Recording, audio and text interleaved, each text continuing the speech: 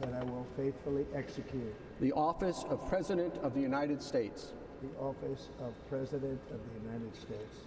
Later today, I am leading and joining with my colleagues, my fellow Democratic Attorney Generals, in suing this administration to stop this illegal freeze of essential funds for our state.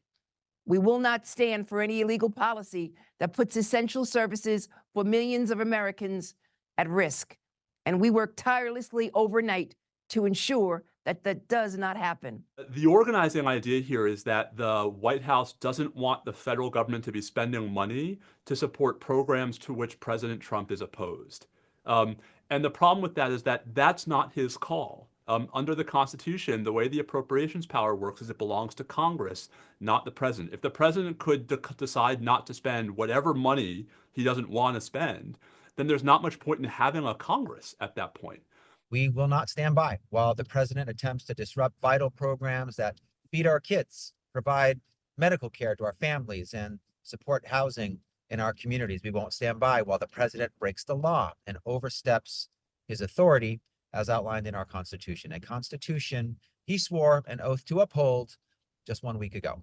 It shouldn't be too much to ask that the president follow the law and abide by the federal government's commitments. Even if folks were sympathetic in the abstract to the idea that maybe there are a few programs where it's not quite fair to make the president have to spend money he's opposed to spending, this is not a scalpel. This is a nuclear-tipped broadsword. And to allow this kind of program to go forward would not just have immediate, harsh, deleterious effects on all kinds of segments of society.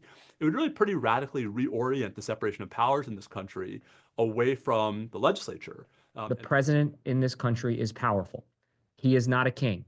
He does not get to wake up in the morning or after an afternoon nap and direct his entire government to stop funding critical services that Congress has duly authorized and appropriated, that millions and millions of Americans, Republicans, Democrats, independents, children, adults, seniors, depend on for life-saving care because he doesn't like something that he woke up thinking about.